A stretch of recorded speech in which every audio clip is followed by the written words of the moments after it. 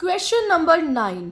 भाई ये trial balance भी एक इनएक्सपीरियंस्ड इनकॉम्पिटेंट अकाउंटेंट ने बनाया है।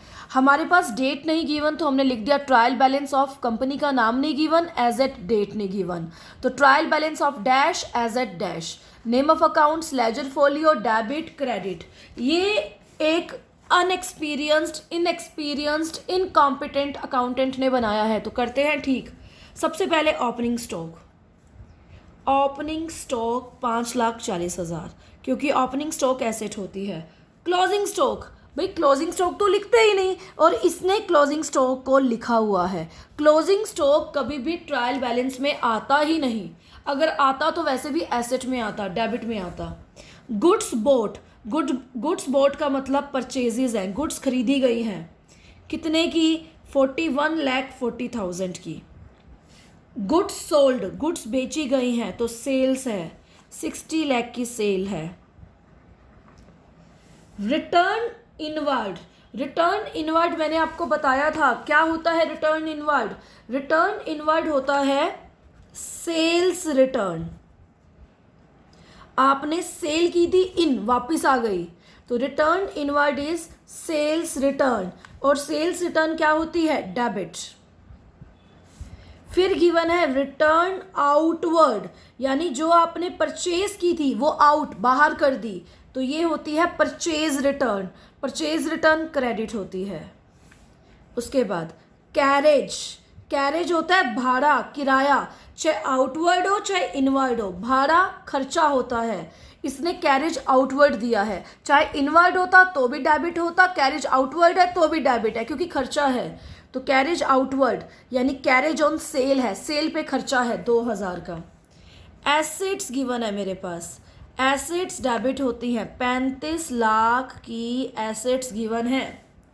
रेंट पेड, खर्चा है, रेंट पे किया, कितना? 64,000। फ्यूल, फ्यूल भी खर्चा है, फैक्ट्री में जो फ्यूल लगता है।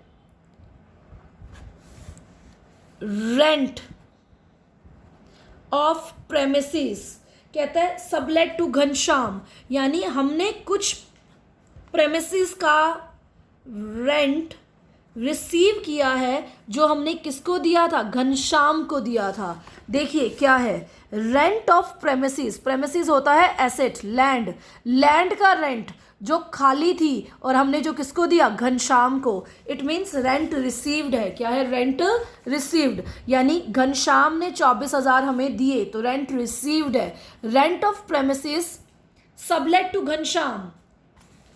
लोन टेकन, लोन लेना लाइबिलिटी होती है, 8 लाख का लोन लिया है।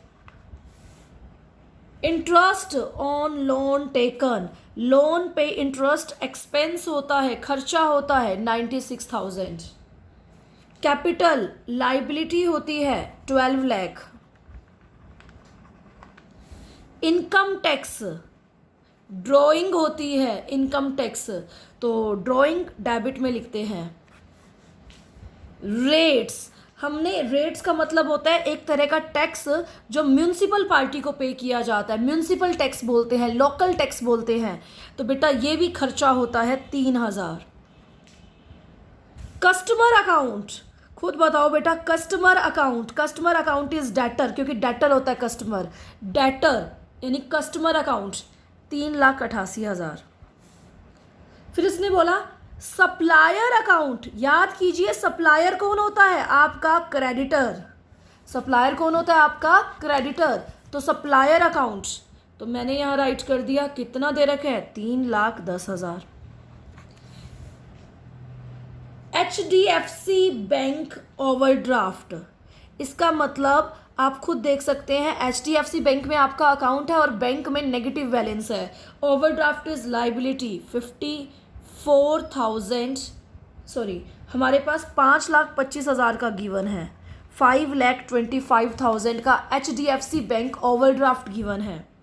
Okay, interest on bank overdraft, उस ओवरड्राफ्ट पे क्या लग रहा है? इंटरेस्ट, वो हमारा खर्चा है 54,000।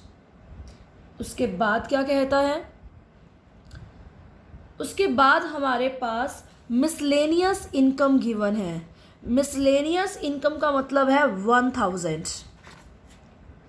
मिसलेनियस इनकम क्या होती है? इनकम। तो कितनी गिवन है? 1000।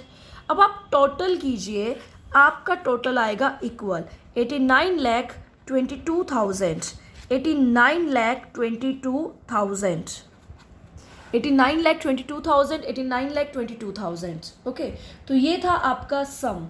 इस सम में, ये सम एक इनकॉम्पिटेंट पर्सन ने बनाया था, एक इनएक्सपीरियंस्ड पर्सन ने बनाया था, जिसने क्लोजिंग स्टॉक को भी लिख दिया था। जिसने किसको लिखा था? क्लोजिंग स्टॉक को। और कुछ चीज़ें डेबिट की क्रेडिट में लिख दी और क्रेडिट की किस में लिख दी? डेबिट में। हमने इसको ठीक किया और हमारा बैलेंस क्या हो गया? मैच कर गया। अगर बैलेंस मैच ना करता तो हम सस्पेंस अकाउंट में लिख देते, लेकिन जब हमने करेक्ट किया, सही किया, तो हमारा बैलेंस क्या हो गया? मैच कर गया। तो हमें सस्पेंस अकाउंट में लिखने की नीड नहीं है।